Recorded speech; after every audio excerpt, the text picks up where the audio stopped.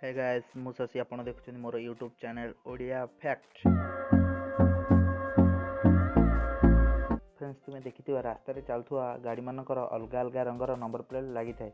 कौन जानते यह कौन पर लगी थाए? डोंट वरी मु कहूँ यह कौन पर लगी थाए।